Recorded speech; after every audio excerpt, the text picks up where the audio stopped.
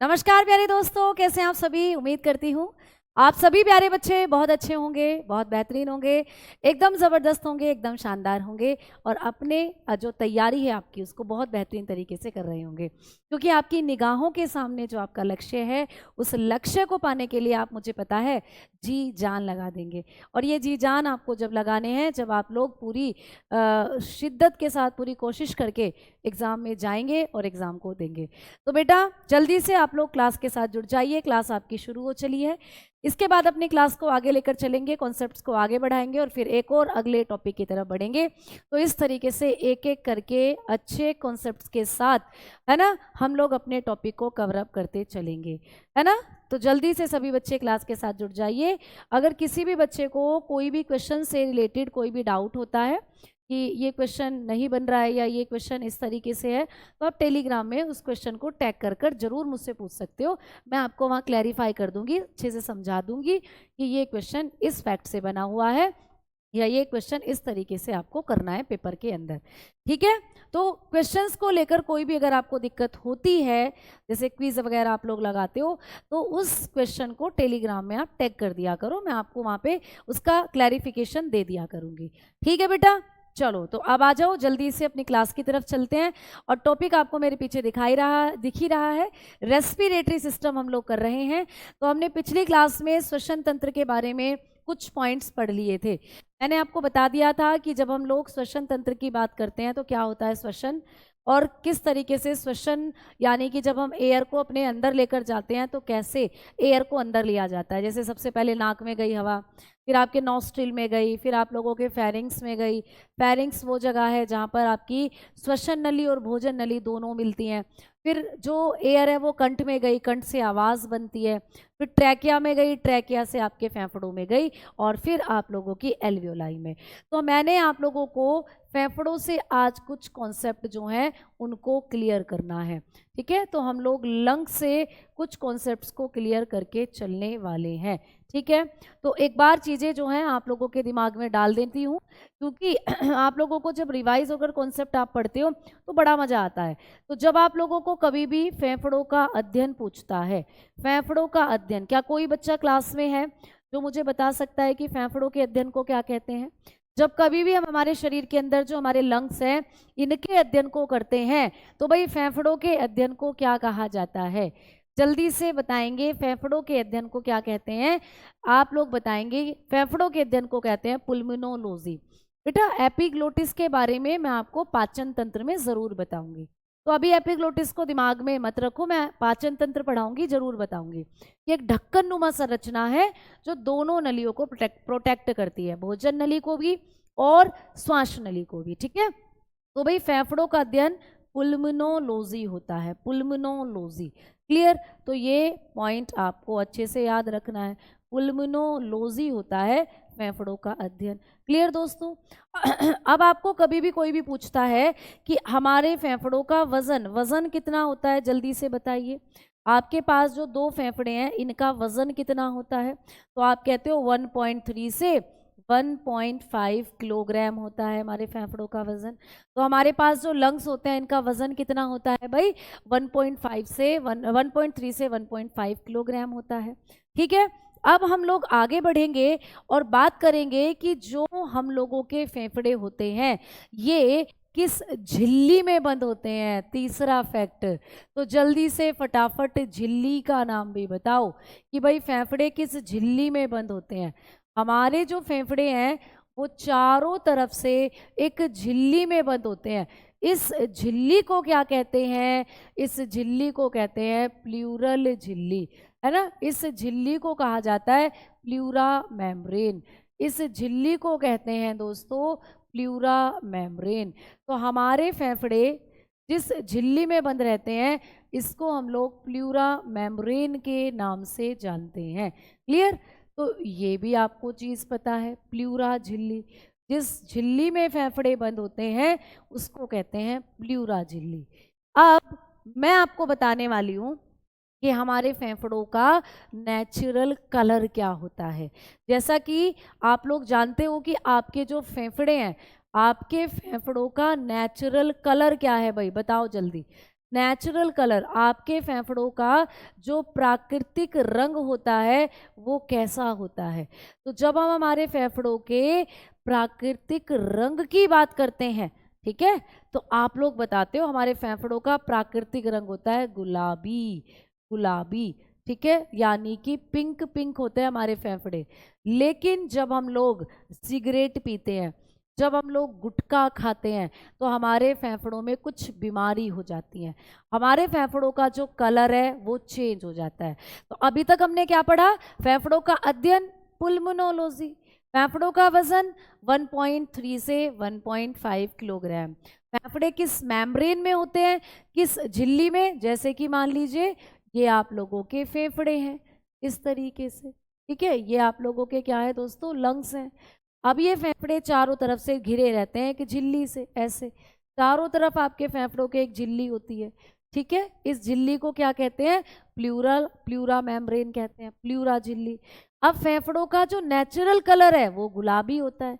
अब लेकिन आपको कई बार पेपर में आ जाता है कि जब कोई, यहाँ पे एक दो फैक्ट मैं आपको लिखवाऊंगी, कि जब कभी भी कोई व्यक्ति कपास की फैक्ट्री में काम करता है, कपास की फैक्ट्री में, ठीक है, जब कोई व्यक्ति लंबे समय से कपास की फैक्ट्री में कर्मचारी है, तो ऐसे कर्मचारियों में एक बीमारी देखने को मिलती है, ठीक है। कपास की फैक्ट्री में जो कर्मचारी होते हैं, कॉटन, ठीक है, labour of cotton factory, labour of cotton factory, cotton जानते हो जहाँ कपास बनती हो, है ना, कॉटन फैक्ट्री। तो जो हाँ कॉटन की फैक्ट्री में कोई व्यक्ति काम करते हैं ना, उनके फेफड़ों में एक जर्नली बीमारी देखने को मिलती है। उस बीमारी को कहते हैं वाइट लंग डिजीज। इस बीमारी को कहा जाता है सफ़ेद फेफड़ा रोग। तो आपको पेपर में आ सकता है कि सफ़ेद फेफड़ा रोग किस व्यवसाय से जुड़े लोगों में पाया जाता है, ठीक है, by which occupation white lung disease is related. तो किस व्यवसाय के कर्मचारियों में, किस व्यवसाय के लोगों में सफ़ेद फेफड़ा रोग पाया जाता है? तो आप कहते हो जो कपास की फैक्ट्री में काम करते हैं, कॉटन फैक्ट्री में, कॉटन के छोटे छोटे पार्टिकल, जब वो लगातार उस फैक्ट्री में काम कर रहे हैं और कॉटन के छोटे छोटे पार्टिकल सांस के साथ उनके फेफड़ों में जाते रहते हैं, जमा होते रहते हैं, तो उनके फेफड़ों में छोटे छोटे कपास के जो पार्टिकल हैं वो जाकर जमा हो जाते हैं इस तरीके से, इस तरीके से, और उनके फेफड़े जो है वो पूरे के पूरे कैसे हो जाते हैं? वाइट हो जाते हैं। तो इसी को कहते हैं भाई वाइट लंग डिजीज़। तो आपको एग्जाम में क्वेश्चन आएगा कि वाइट लंग डिजीज़ किस व्यवसाय से जुड़े लोगों में होती है? तो आपने कह दिया वाइट लंग डिजीज़ पाई जाती है कॉटन फैक्ट्री से जुड़े लोगों के शरीर के अंदर या फेफड़ों में, ठीक है। अब इसी से, फेफड़ों के कलर से ही एक और कॉन्सेप्ट कि भाई आपको पूछ ले, एक और बीमारी होती है काला फेफड़ा रोग। फेफड़े काले भी हो जाते हैं, नॉर्मली तो आपके गुलाबी हैं, हेल्दी फेफड़े तो गुलाबी है, पिंक है ना, लेकिन आपको जब कोई कपास की फैक्ट्री में काम कर रहा है तो उसको सफ़ेद फेफड़ा रोग हो गया, वाइट लंग डिजीज। बट अगर कोई व्यक्ति क्या काम कर रहा है? कोयले की फैक्ट्री में काम कर रहा है, कोयला, ठीक है, कोयला कर्मचारियों के अंदर, कोयला कर्मचारी जो होते हैं इनमें कौन सी बीमारी देखने को मिलती है? कॉइल वर्कर जो होते हैं, कॉइल वर्कर, इनमें कौन सी बीमारी देखने को मिलती है? तो कॉइल वर्कर्स में हम लोगों को काला फेफड़ा रोग देखने को मिलता है, काला फेफड़ा रोग, ठीक है। तो आपको कभी भी पूछे कि काला फेफड़ा रोग किस में मिलता है, तो आप कहते हो कोयला कर्मचारियों में। इसको हम लोग ब्लैक लंग डिजीज कहते हैं, ठीक है, ब्लैक लंग डिजीज। तो ब्लैक लंग डिजीज किस में देखने को मिलती है? कोयला कर्मचारियों में देखने को मिलती है, ठीक है। इसको हम लोग कॉइल वर्कर निमोनोकोसिस के नाम से भी जानते हैं, कॉइल वर्कर निमोनोकोसिस, यानी कि इस बीमारी को हम लोग CWP के नाम से भी जानते हैं। CWP कई बार आपको शॉर्ट टर्म में पूछ लेता है, CWP बीमारी किस व्यवसाय से जुड़े लोगों को होती है? तो आपने कहा कोयला कर्मचारियों को होती है। मैम CWP मतलब कॉयल वर्कर निमोनोकोसिस, इसका फुल फॉर्म भी अभी मैं आपको लिखवा देती हूँ। तो इस बीमारी को काला फेफड़ा रोग के नाम से हम लोग जानते हैं। तो भाई अब यहाँ पर इसी बीमारी को CWP के नाम से जानते हैं। तो CWP का फुल फॉर्म तो आप कहते हो इसकी फुल फॉर्म होती है कॉइल वर्कर, इसकी फुल फॉर्म हो जाती है कॉइल वर्कर न्यूमोनोकोइसिस, ठीक है, निमोनोकोइसिस। तो ये हो जाती है इसकी full form. Clear? Coal worker pneumoconiosis. तो ये कोयला कर्मचारियों को होने वाली बीमारी है, कोयला कर्मचारी फेफड़ा रोग, इसको हम लोग बोल देते हैं, ठीक है, कोयला कर्मचारी फेफड़ा रोग। क्लियर? समझ में आ गई बात?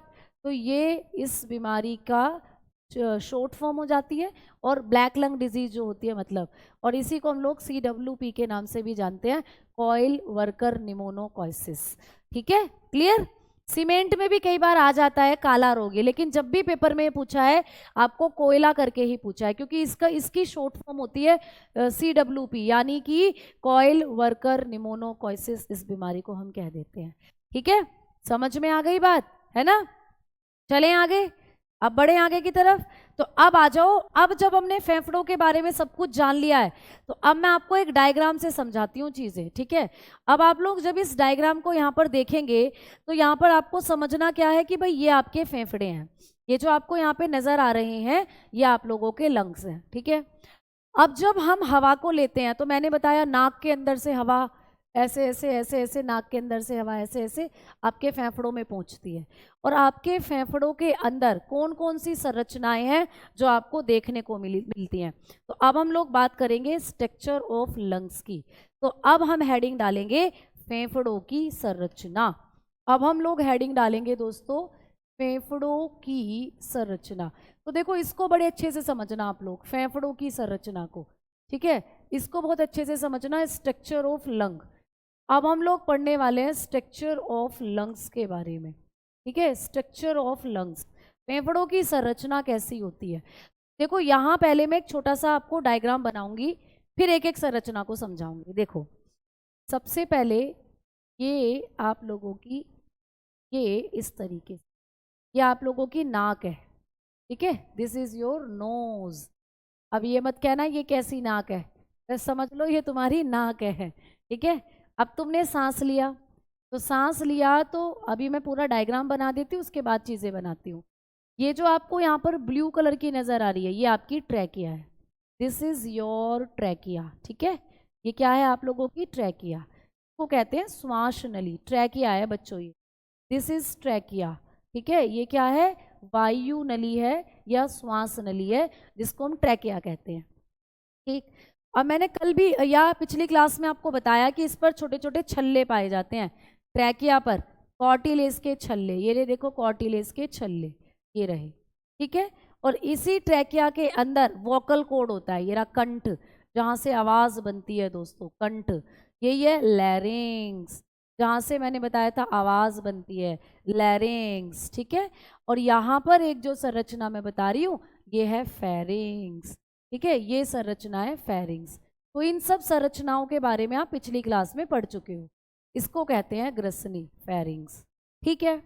अब आ जाओ आगे बढ़ते हैं। अब ये जो तुम्हारी नीले कलर की ट्रैकिया तुम्हें नजर आ रही है, ये जो तुम्हें नीले रंग की तुम्हारी ट्रैकिया नजर आ रही है, ये ट्रैकिया दो हिस्सों में बट जाती है बेटा। ये ट्रैकिया दो हिस्सों में बटती है। देखो एक हिस्सा ये हो गया जो इधर को गया, और एक हिस्सा ये हो गया जो इधर को गया। समझ में आई बात? तो ये ट्रैकिया तुम्हारी दो हिस्सों में बट जाती है। एक ये पिंक कलर का हिस्सा जो आपको नजर आ रहा है, मैम इसको क्या कहते हैं, तो इस पिंक कलर के हिस्से को हम लोग कहते हैं ब्रोनकाई। क्या कहते हैं दोस्तों?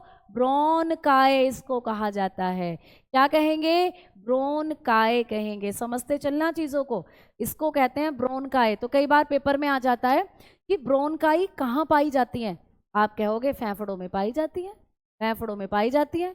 जब ये ब्रोनकाई खराब हो जाती है, इनमें इन्फेक्शन हो जाता है, तो एक बीमारी हो जाती है ब्रोनकाइटिस। ब्रोनकाइटिस नाम की बीमारी हो जाती है। इस ब्रोनकाइटिस में हमें खांसी होने लगती है, थोड़ा थोड़ा सांस फूलने लगता है, यानी अस्थमा से पहले की कंडीशन होती है ब्रोनकाइटिस। ठीक है? अब समझना, ये चीज लिखवाऊंगी बाद में। अभी आपने देखा कि ये ट्रैकिया दो हिस्सों में बट गई, जिसको हम कहते हैं ब्रोनकाई, यानी ये ब्रोनकाई ट्रैकिया का ही भाग है आपकी। अब ये ब्रोनकाई भी आगे चलकर और कई हिस्सों में बट गई। ये देखो ये ब्रोनकाई भी आगे आपके फेफड़ों में चलकर ऐसे ऐसे कई हिस्सों में बट गई। ये बट गई भाई दोस्तों, ये बट गई। इनको क्या कहेंगे मैम? तो ये जो ऑरेंज कलर से दिख रही हैं ये हैं ब्रोंकियोल, ये हैं दोस्तों ब्रोंकियोल्स, इनको कहते हैं ब्रोंकियोल्स। श्वसनिकाएं, इनको कहते हैं श्वसनिकाएं, ठीक है। तो ये हैं श्वसनिकाएं। तो ये आप लोगों को पेपर में पूछा जाएगा कि ब्रोंकियोल्स भी कहाँ पाए जाते हैं। आपने कह दिया हमारे फेफड़ों में होते हैं, हमारे लंग्स में होती हैं श्वसनिकाएं भी, ठीक है। अब ये जो श्वसनिकाएं हैं ये भी आगे चलकर डिवाइड हो जाती हैं ऐसे ऐसे कुछ अंगूर के जैसी संरचनाओं में। इनको क्या कहेंगे? इनको कहते हैं एल्वियोलाई, इनको कहते हैं मेरे दोस्तों कूपिकाएं। बस यहीं से तो क्वेश्चन बनता है पेपर में। इनको कहा जाता है कूपिकाएं। क्या कहते हैं? कूपिकाएं इनको कहा जाता है। इनको हम लोग कहेंगे कूपिकाएं। क्लियर? इनको हम लोग क्या कह देते हैं? कूपिकाएं। तो ये जो रेड कलर से तुम्हें दिख रही हैं ये हो जाती हैं एल्वियोलाई, ये हो जाती हैं एल्वियोलाई, यानी कि कूपिकाएं। यहाँ से बहुत ज़्यादा क्वेश्चन बनता है कूपिकाओं से कि कूपिकाएं कहाँ पाई जाती हैं। तो ये भी आपके फेफड़ों में होती है। तो आपको दिखाना कि आपके अंदर जब हवा गई तो ऐसे ऐसे हवा गई, फिर ऐसे ऐसे ऐसे ऐसे ऐसे ऐसे ये हवा दोनों तरफ चली गई फेफड़ों में। अब दोनों तरफ चली गई तो इनके अंदर गई और इनसे होती हुई ये हवा एट लास्ट यहाँ पहुँच गई। ये जो आपको रेड रेड कलर के अंगूर के गुच्छे दिख रहे हैं यानी जिनको आप लोग कहते हो एल्वियोलाई, ठीक है। और ये सारी संरचना बनाती है आपके फेफड़ों। तो भाई ये बन गए तुम्हारे फेफड़े। ये तो जब तुम अपने लंग्स को देखते हो ना तो तुम्हारे लंग्स के अंदर ये संरचनाएं पाई जाती हैं, यानी कि नाक से अंदर की तरफ गए तो आपकी जो ट्रैकिया है, ट्रैकिया के ऊपर ही आपका लैरिंग्स होगा, ग्रसनी, फूड पाइप और भोजन पाइप दोनों यहाँ पे आपकी मिलेगी, श्वास नली और भोजन नली दोनों। फिर यहीं पर कॉटिलेज के छल्ले और यही ट्रैकिया आपके फेफड़ों में जाने के बाद दो हिस्सों में बट जाती है। तो तब इस ट्रैकिया को हम लोग ब्रोनकाई के नाम से जानते हैं। तो ब्रोनकाई किसका भाग है? ट्रैकिया का, ठीक है। फिर मैम यही ब्रोनकाई आगे और कई हिस्सों में बट जाती हैं। ये पीले पीले रंग की दिख रही है, ऑरेंज ऑरेंज, तो ये हो जाती हैं ब्रोंकियोल्स, जिनको कहते हैं श्वसनिकाएं। और यही श्वसनिकाओं के जो अंतिम सिरे हैं इन पर अंगूर के गुच्छे के जैसी संरचनाएं जो आप रेड कलर से देख रहे हो ये होती हैं एल्वियोलाई। दीज आर एल्वियोलाई कूपिकाएं। अब ये सबसे अंतिम हिस्सा आपके फेफड़ों का हो जाता है एल्वियोलाई कूपिकाएं। अब जितनी भी तुमने सांस ली थी, जितनी भी तुमने हवा ली थी, लेना एक बार हवा, तो ये हवा कहाँ जाकर रुकी फेफड़ों में? ये यहाँ पर रुकी एल्वियोलाई में जाकर। तो ये जो कूपिकाएं, ये जो एल्वियोलाई हैं, ये आपके फेफड़ों की संरचनात्मक और क्रियात्मक इकाई हैं, यानी यही मुख्य कोशिका है आपके फेफड़ों की। तो अब मैं आपको यहाँ पर एक एक दो दो पॉइंट और बता दूं कि भाई कभी भी आपको पूछे कि ये ब्रोनकाई जो होती है, ये ब्रोनकाई, अगर ये ब्रोनकाई खराब हो जाती हैं, ठीक है, खराब होने पर एक बीमारी होती है।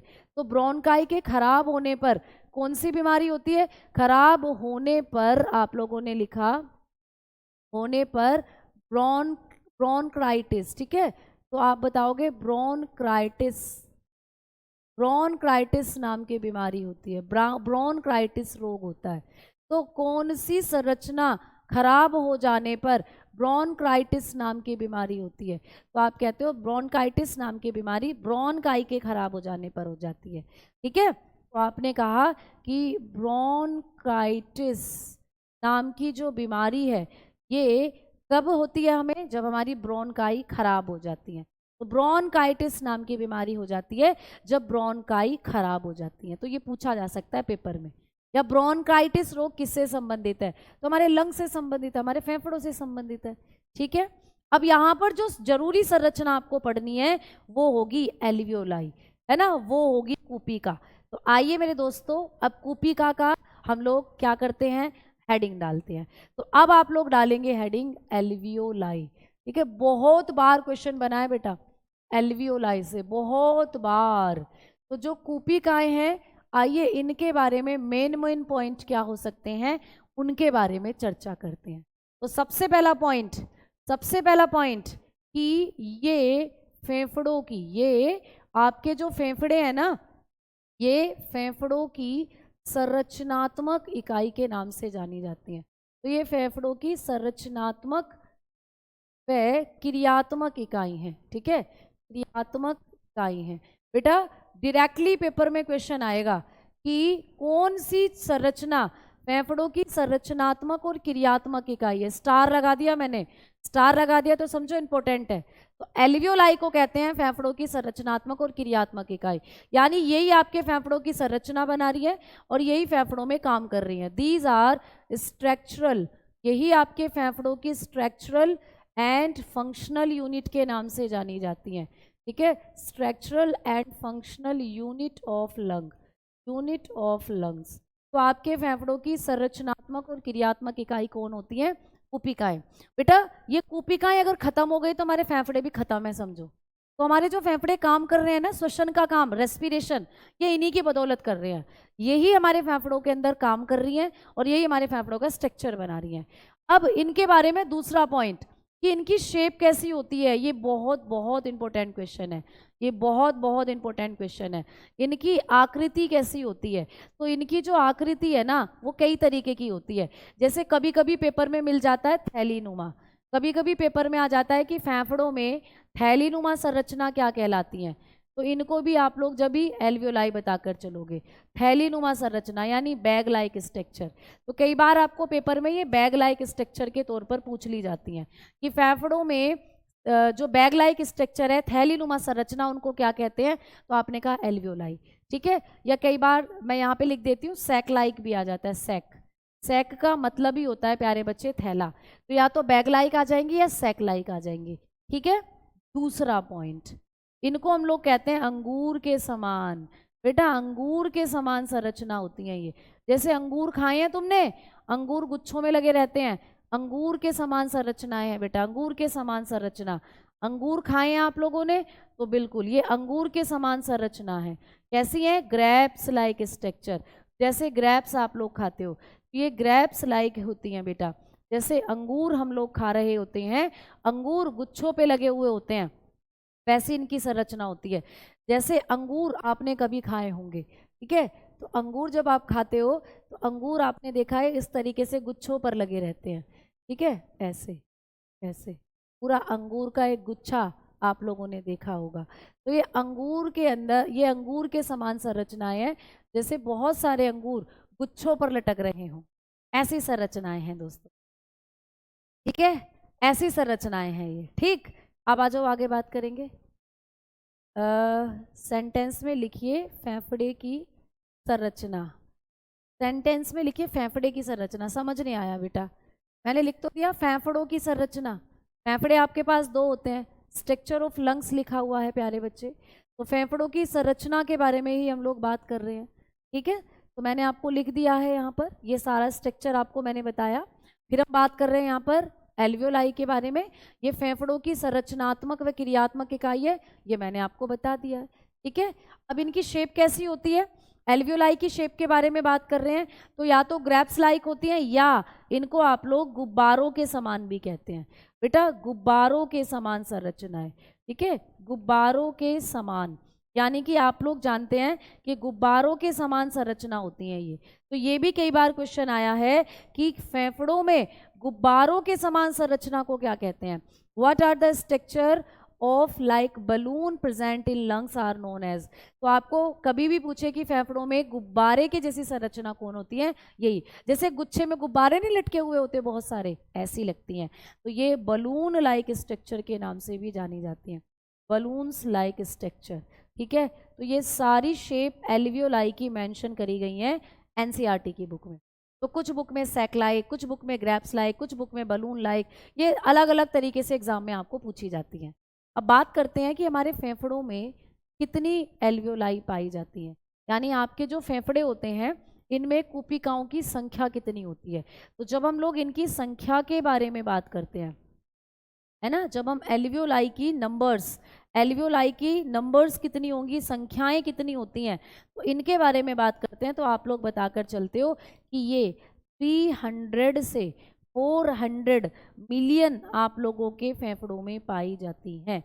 इनकी जो संख्या होती है 300 से 400 मिलियन होती है आपके फेफड़ों में। 300 से 400 मिलियन होती हैं आपके फेफड़ों में। ये समझ में आई बात।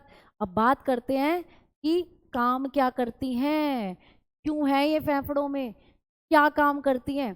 तो आपके जो फेफड़े हैं इनके अंदर अगर हम लोग देखें तो ये नाक से हवा अंदर गई, हवा में जाकर एक नलिका है जिसको कहते हैं श्वास नली। श्वास नली दो हिस्सों में बट गई, क्योंकि फेफड़े दो हैं आपके पास, दो हिस्सों में बटी।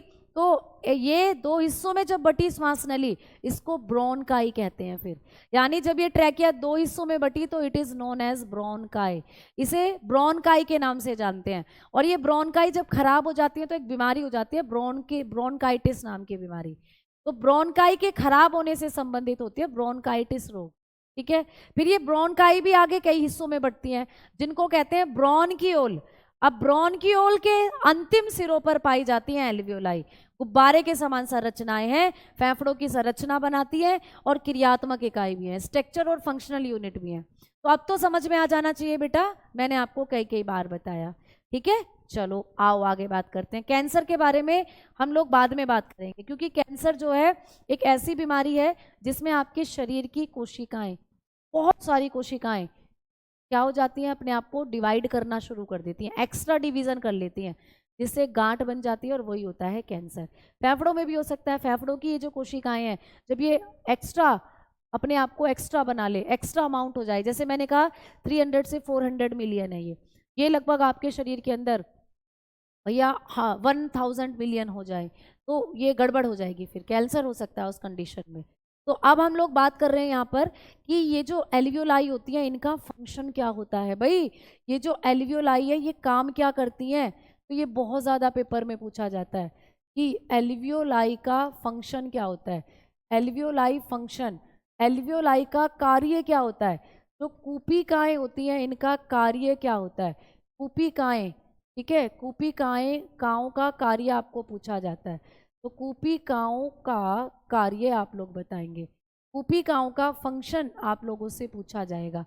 तो फंक्शन ऑफ एल्वियोलाई की जब हम लोग बात करते हैं तो इनमें होता है गैसों का आदान प्रदान। मोस्ट इंपॉर्टेंट 3 स्टार लगा दिए। तो आपने कहा यहाँ गैसों का आदान प्रदान होता है।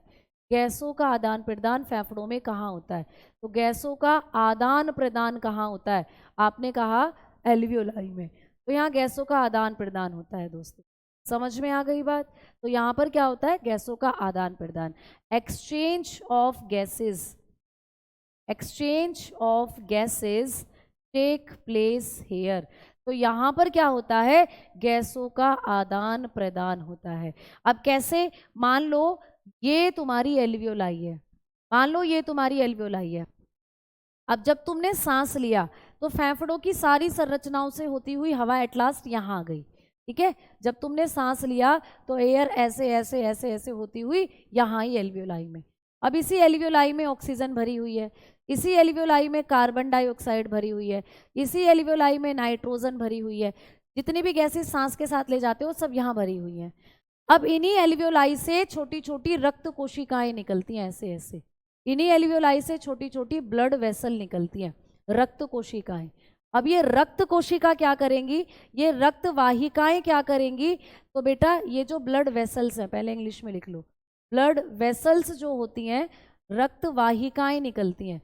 ये रक्त वाहिकाएं क्या करती हैं, ये रक्त वाहिकाएं आपके शरीर में दूसरी जगह भी फैली हुई हैं, मतलब ये रक्त में आपकी जाकर गिरती हैं। जैसे छोटी नदियों से बड़ी नदियां मिल जाती हैं जाकर, तो छोटी नदियां जो पानी होता है उन पानी को बड़ी नदियों में ले जाकर गिर देती हैं, है ना।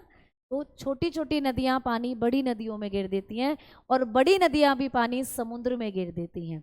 सिमिलरली सेम वैसे ही यहाँ से छोटी छोटी रक्त वाहिकाएं निकलती हैं जिनमें रक्त बह रहा है, और ये रक्त को आपकी बड़ी रक्त वाहिकाओं में ले जाकर गिर देती हैं।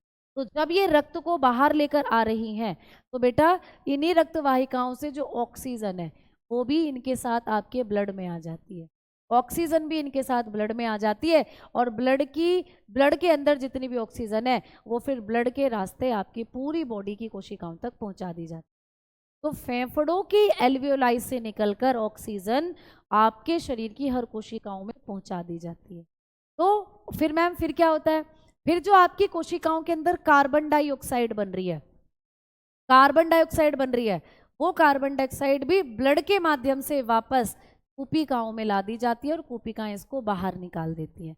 देखो इसको समझना, इसको ऐसे समझना, मान लो ये तुम्हारी नाक है और ये तुम्हारी श्वास नली है, ये तुम्हारी श्वास नली है। श्वास नली ऐसे दो हिस्सों में बट गई थी, अभी मैंने बताया था, फिर दो हिस्सों से बटकर ऐसे ऐसे छोटे छोटे कई हिस्सों में बट गई, इस तरीके से मैंने अभी बताया था आपको, ठीक है, जिनको हम लोग ब्रोंकियोल्स कहते हैं। अब ये तुम्हारे लंग्स हैं।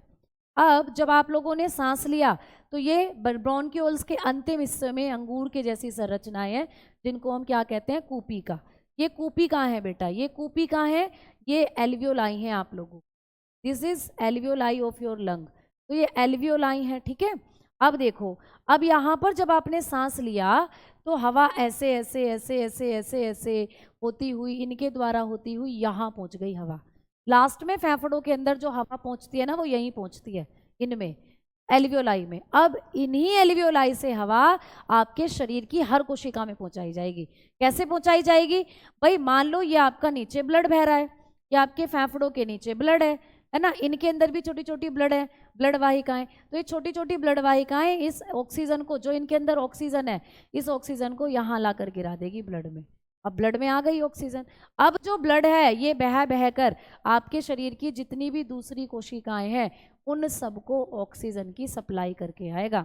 तो अब ये जो ब्लड है ये सबको ऑक्सीजन दे आएगा, और जितनी भी कोशिकाएं हैं उनके अंदर जो ग्लूकोज बैठा हुआ है वो जलना शुरू हो जाएगा।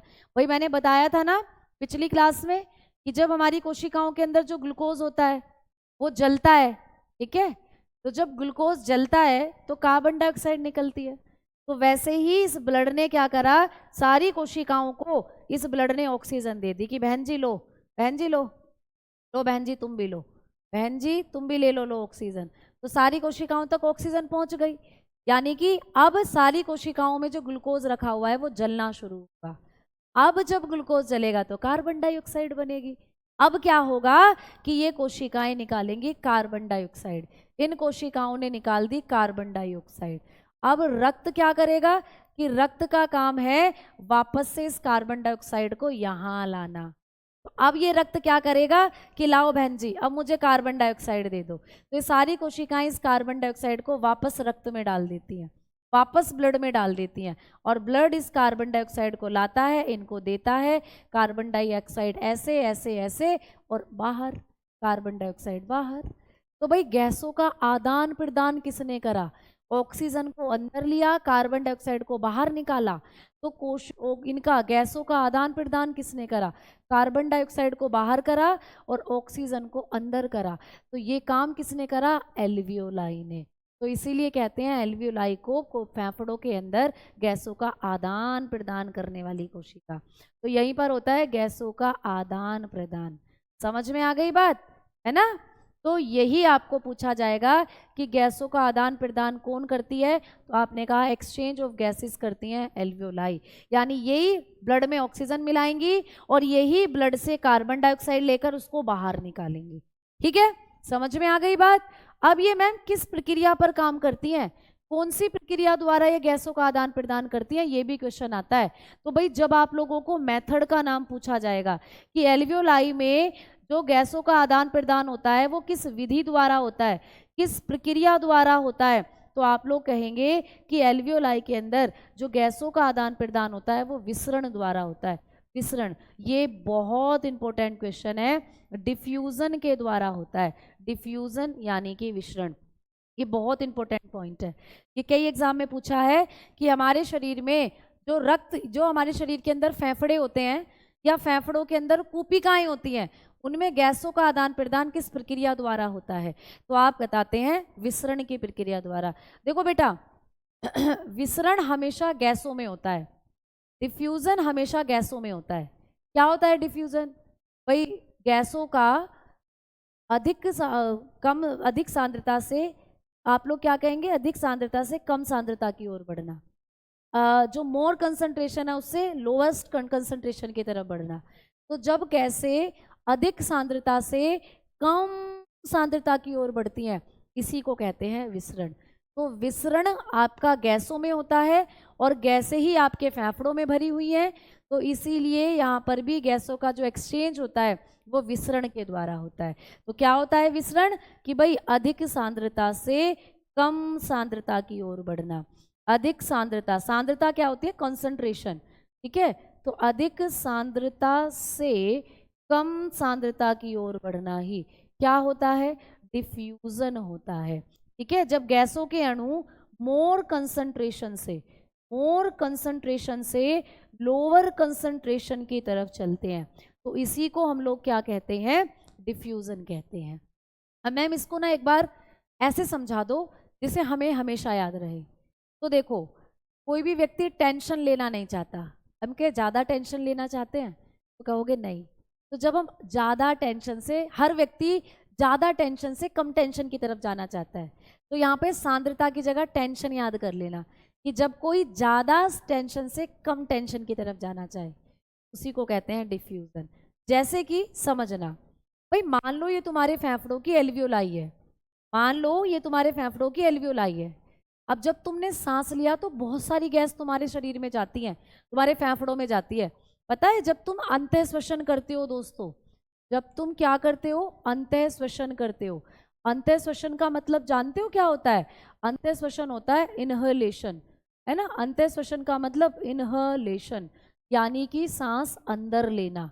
इनहेलेशन का मतलब होता है श्वास अंदर लेना, प्यारे बच्चे।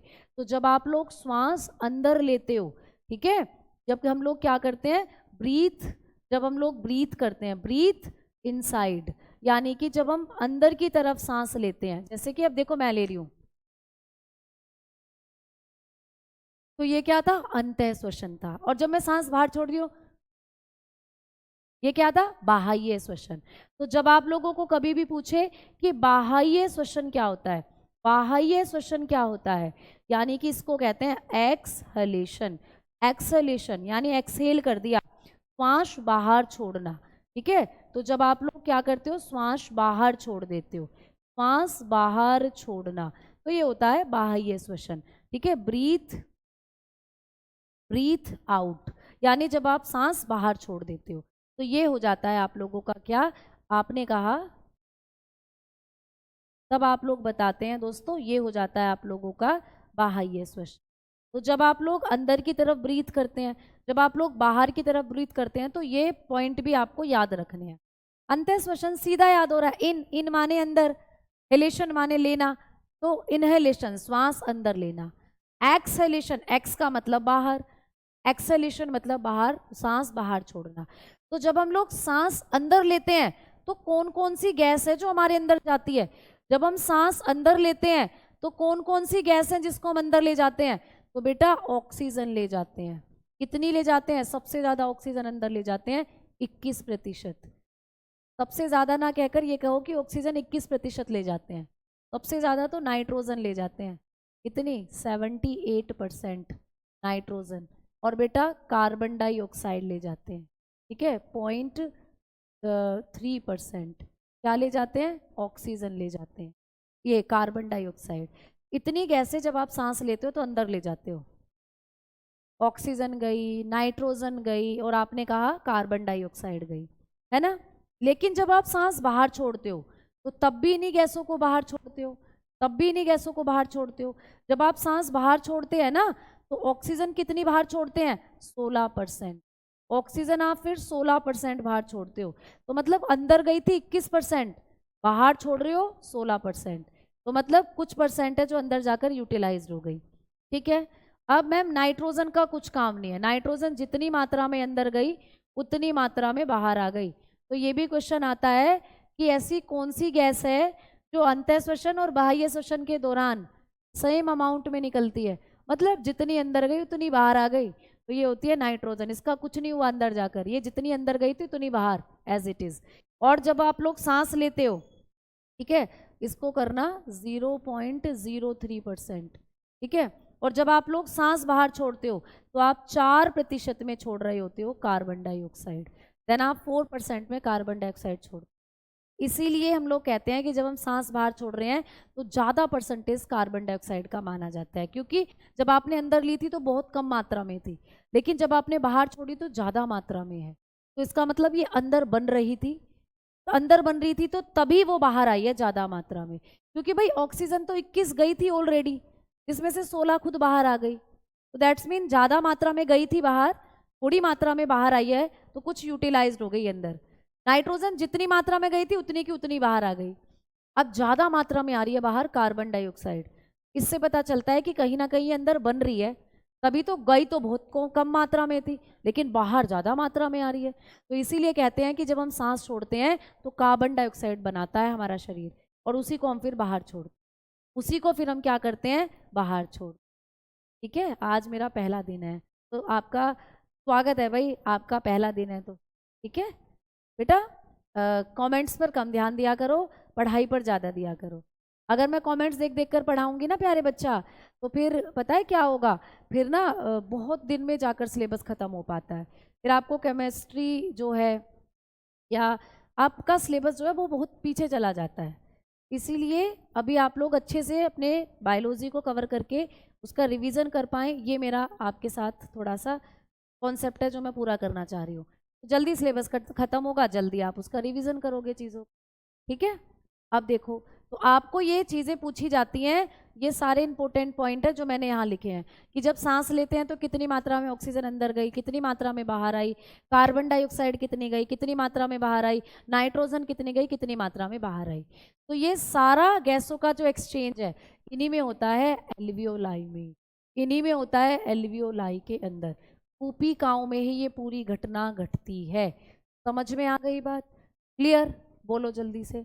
अब आ जाओ यहाँ पर, एक और चीज़ बताती हूँ।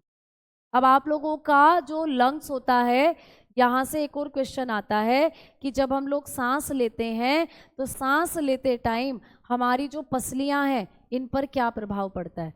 सांस लेते वक्त आपकी दोनों फेफड़ों के नीचे एक पेशी होती है जिसको डायफ्राम कहते हैं, जिसको हम डायफ्राम कहते हैं, है ना, डायफ्राम, इस पर क्या प्रभाव पड़ता है, ये भी आपको क्वेश्चन आते हैं।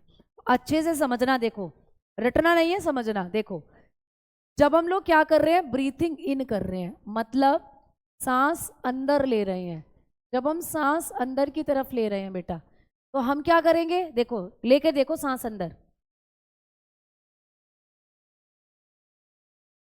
हमने क्या कहा, सांस अंदर लेंगे बेटा, केमिस्ट्री नहीं चल रही है, बायोलॉजी चल रही है। मैं कह रही हूँ बायोलॉजी को खत्म कर लोगे अच्छे से, फिर अच्छे से रिवाइज करोगे, तो फिर जितना अच्छे से रिवाइज होगा उतना अच्छा पेपर देके आओगे। ठीक है, चलो क्लियर, ठीक ठीक। अब देखो, जब हम सांस लेते हैं तो तुम्हें कैसा फील हो रहा है, तुम्हें ऐसा लग रहा है तुम्हारी पसलियां ऊपर को जा रही है या ऐसा लग रहा है नीचे को जा रही हैं। खींचो ऊपर को सांस, जब सांस हम खींचते हैं तो पसलियां ऊपर आती हैं, देखो आ रही है ना, और जब सांस छोड़ दिया नीचे गई, पसलियां नीचे गई। तो आपको पूछा जाता है कि जब हम सांस अंदर लेते हैं तो हमारी रिब्स पर क्या इफेक्ट पड़ेगा, रिब्स अप हो जाती हैं, अप हो जाती हैं, यानी कि एक्सपैंड हो जाती हैं, फैल जाती हैं। क्यों फैलेंगी प्यारे बच्चे, आपकी रिब्स क्यों फैलेंगी, इसलिए फैलेंगी जिससे हवा जो तुम खींच रहे हो उनमें भर जाए, रिब्स के अंदर जो फेफड़े हैं उनमें हवा जाकर भर जाए। तो जब आप सांस अंदर को लेते हो तो पसलियां फैल जाती हैं और एक्सपैंड होकर ऊपर उठती हैं, अप साइड हो जाती हैं, अप हो जाती हैं, आप लोगों की जो रिब्स होती हैं अप साइड चली जाती हैं, ऊपर की ओर चली जाती हैं, जिससे कि आप लोग क्या करें, यहाँ पर अच्छे से अपने फेफड़ों में हवा को भर सकें। ठीक है, और जब आप ब्रीथ आउट करते हो, जब आप लोग सांस को बाहर निकाल देते हो, ठीक है, तो क्या होगा, तो तब लगता है रिलैक्स हो गई हैं, मतलब जैसी पोजीशन में थी वैसी में ही आ गई हैं पसलियां। तो आपकी जो चेस्ट है फिर क्या करती है बेटा, रिलैक्स हो जाती है, यानी कि जो आपकी पसलियां हैं वो सामान्य स्थिति में आ जाती हैं, या ऐसे बोले कि नीचे की ओर चली जाती हैं, अप डाउन चली जाती हैं, अप डाउन, कहाँ चली जाती हैं, अप डाउन चली जाती हैं। ठीक है, तो ये पॉइंट्स ना आपको पेपर में पूछे जाएंगे, ये पॉइंट्स आपको ऐसे पूछे जाएंगे कि जब हम लोग सांस लेते हैं तो चेस्ट पर क्या इफेक्ट पड़ता है, सांस बाहर छोड़ते हैं तो चेस्ट पर क्या इफेक्ट पड़ता है।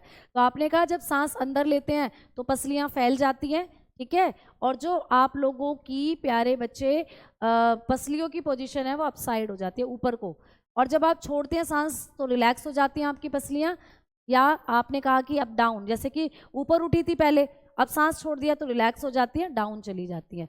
तो ये आपको चीज़ें जो हैं वो पूछी जाती हैं पेपर के अंदर, ठीक है, ये चीज़ें आप लोगों को एग्जामिनेशन में पूछी जाएंगी। तो देखो इस तरीके से कंडीशंस बनती हैं। ये इनहेलेशन है जब आप सांस अंदर ले रहे हैं, ठीक है, तो यहाँ पे आपकी पसलियाँ भी ऊपर को आपको उठती हुई नजर आ रही हैं। जबकि डायफ्राम क्या होगा, अब डायफ्राम को देखना, अभी तक तो मैंने यहाँ पे पसलियों की कंडीशन बताई थी आपको कि आपकी रिब्स ऊपर चली जाती हैं जब आप सांस लेते हो, एक्सपैंड हो जाती हैं, फैल जाती हैं। यहाँ पर क्या होती है, सामान्य स्थिति में आ जाती हैं या नीचे की तरफ चली जाती हैं। अब बात कर रहे हैं डायफ्राम की। डायफ्राम, ये जो डायफ्राम है यहाँ से भी क्वेश्चन पूछा जाता है कि भाई ये जो डायफ्राम है इसकी कंडीशन पर क्या इफेक्ट पड़ता है। तो जब आप लोग सांस ले रहे हैं ना प्यारे बच्चे, देखो पसलियां तो ऊपर को उठती हैं और डायफ्राम नीचे को जाता है जब आप सांस ले रहे हैं। देखो खींच के देखो,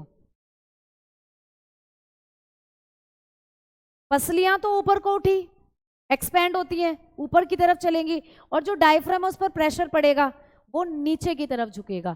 तो ऑपोजिट होती है सारी चीजें, रिब्स अपसाइड गई, फैल गई, और डायफ्राम पर पसलियों का प्रेशर पड़ता है तो डायफ्राम नीचे की तरफ को क्या होता है, डायफ्राम नीचे की तरफ चला जाता है। तो जब हम सांस अंदर लेते हैं तो डायफ्राम पर प्रेशर पड़ता है, डायफ्राम तो नीचे को झुक जाता है, पसलियां ऊपर हो जाती हैं। लेकिन जब हम यहाँ देखते हैं तो जब आपने सांस बाहर छोड़ दिया, आउट कर दिया ब्रीथ, तो पसलियां अपनी नॉर्मल कंडीशन में आई, तो डायफ्राम जो होता है उस पर कोई प्रेशर नहीं पड़ा, तो डायफ्राम थोड़ा सा क्या हो जाता है, ऊपर की तरफ उठ जाता है। तो डायफ्राम ऊपर चला जाता है, या आप बता सकते हो कि डायफ्राम जो होता है ये अपसाइड चला जाता है, ठीक है। तो उल्टा उल्टा होता है, उल्टा उल्टा, पसलियां ऊपर है तो डायफ्राम नीचे, पसलियां सामान्य है या नीचे हैं तो डायफ्राम ऊपर उठता है। तो ये इस तरीके से आपको पोजीशन जो है स्टेटमेंट में पूछ ली जाती है पेपर के अंदर, स्टेटमेंट में पूछ ली जाती है एग्जाम के अंदर। मैम ट्रैकिया क्या होवे, बेटा ट्रैकिया आपकी सांस नली होवे, ठीक है, ट्रैकिया यहाँ है, यहाँ आप जब नाक से सांस ले रहे हो तो एक पतली ट्यूब ऐसे जा रही है जो आपके फेफड़ों में मिल रही है, ये होवे ट्रैकिया, ठीक है, ये होती है भाई ट्रैकिया। तो दोस्तों आज के लिए इतना ही रखते हैं, कल की क्लास में आगे कॉन्सेप्ट करेंगे। कल की क्लास में मैं आप लोगों को वायवीय श्वसन और अवायवीय श्वसन और किस जीव का श्वसन अंग क्या होता है, जैसे मछली में गलफेडे, कैंचुए में त्वचा, मेंढक में त्वचा, ये सब आप लोगों को लिखवाऊंगी जहाँ से क्वेश्चंस आपको पूछे जाते हैं। तो आज के लिए इतना ही रखते हैं और कल की क्लास में फिर आगे बढ़ेंगे और चीज़ों को करना फिर शुरू करेंगे, ठीक है। फेफड़े खराब हो जाते हैं तो दोबारा कैसे, बेटा फेफड़े अगर खराब हो रहे हैं, फेफड़ों की सेल, तो कुछ योगा होते हैं जैसे अनुलोम विलोम, कपाल भाती, ऐसे ऐसे करते हैं हम। तो ये ब्रीथिंग योगास होते हैं फेफड़ों की कैपेसिटी को बढ़ाने के लिए, ठीक है, समझ में आ गई बात। तो मिलते हैं अब कल की क्लास में, तब तक के लिए जय हिंद, जय भारत, नमस्ते, नमस्कारम।